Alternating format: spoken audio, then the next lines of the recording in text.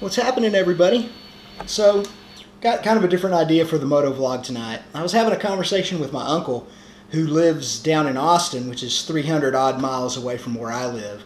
And he was telling me, Tim, I really like your night riding vlogs. I like when you do the Motovlogs at night.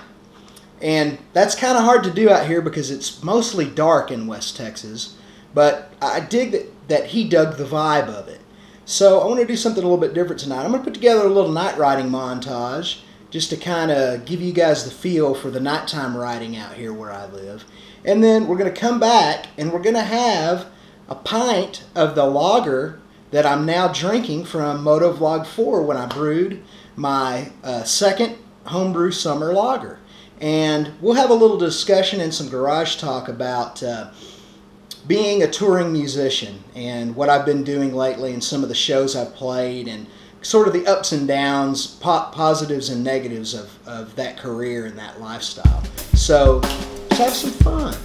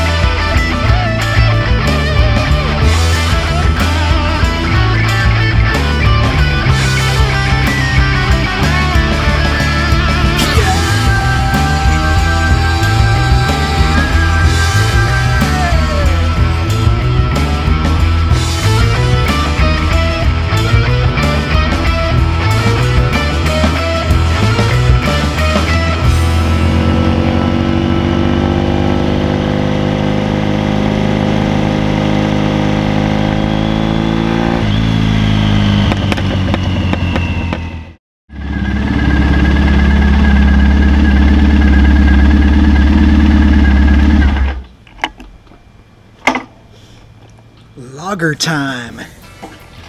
Well, here it is. Here's to you.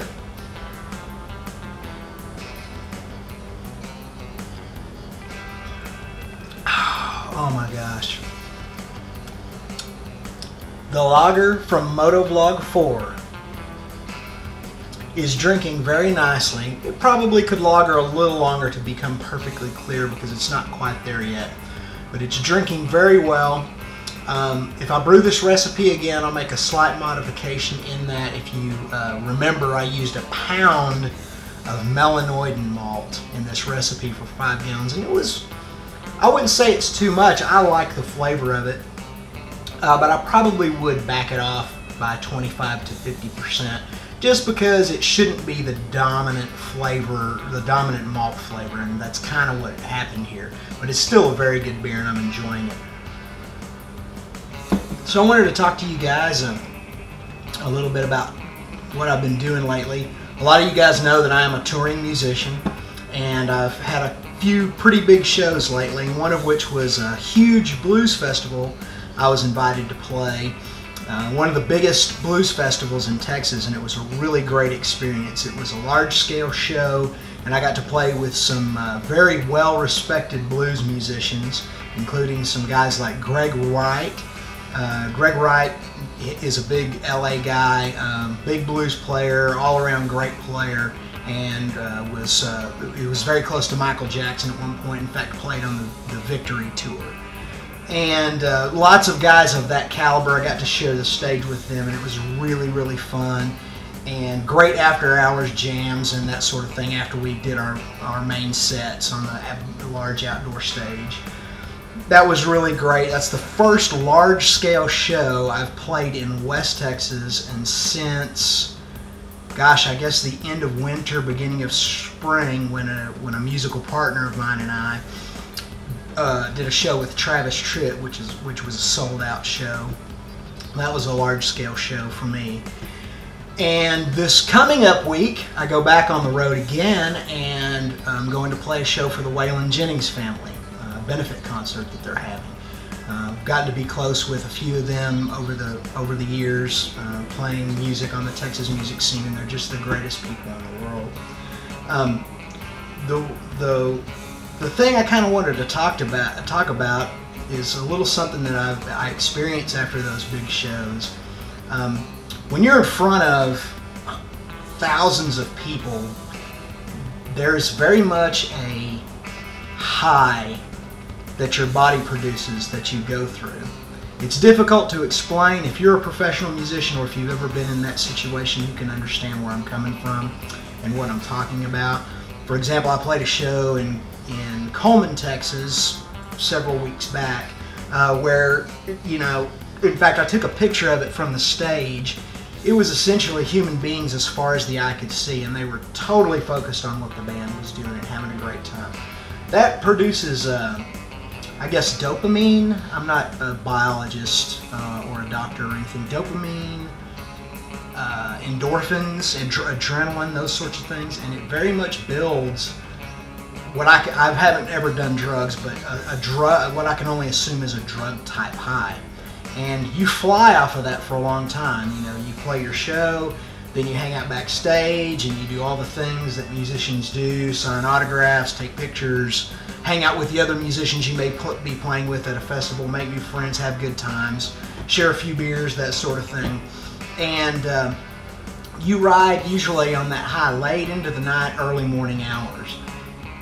The downside to that feeling is that usually the next day, or within the next day or two, or over the next day or two, there literally is a crash that you go through from that. And it's not pleasant. At least for me, it's not pleasant. In fact, it can manifest itself in sort of a chronic anxiety, or even feeling a little bit depressed. And you have to be very careful in how you manage that. When I start to go through that after I come off the road, especially if it's been big shows where I've been playing to big crowds, high energy shows, I've got to do things to keep moving and keep my mind occupied when I come down from that high. That's where motorcycles come in to play a lot of the times, because that again produces that endorphin rush, that dopamine, or whatever it is that makes you feel good, that sort of rush. And motorcycles have, over the years, they've always sort of been necessary in my life, but since I've been playing on a professional level as a musician, they've become even more of a necessity. So it's funny how all those aspects of our lives kind of tie into one another. And so I dealt with a lot of that this week. I had to come down off of that high, and now I've kind of got myself normalized after a few days, and now in another day or so, I got to go back on the road and do it again. And I'm not complaining. It's a great way to make a living, and I'm very blessed and thankful to be able to do it in a world where seemingly everyone fancies themselves a musician. So I've got to prepare to go through that again, and hopefully, I'll be able to come back, ride motorcycles, normalize myself, get back to real life for a few days, take care of my other businesses and business interests, and then do it again. So it's a cycle. It's a sort of a hopefully never-ending cycle. And so always consider that when you do things that produce a lot of those chemicals in your body, that just like being hungover or just like any kind of other high from a drug, there's going to be that crash, and you have to figure out a healthy way to deal with it. That's kind of what I've been doing this week. Anyway, I hope you enjoyed the Motovlog. I hope you enjoyed the night ride, and I wish you could have some of this beer with me. It's really good beer. Incidentally, along the lines of beer, I did not move on to the grand finale in the Sam Adams long shot. I'm hoping to get word back from them in the next month or two that I won my category, but I didn't go to grand finale. So hey, c'est la vie, right? It's still kick-ass beer and still enjoying life. And you enjoy life, and may God bless you and keep you and make your dreams come true. In the meantime, we'll see you in the next Motovlog. Good night.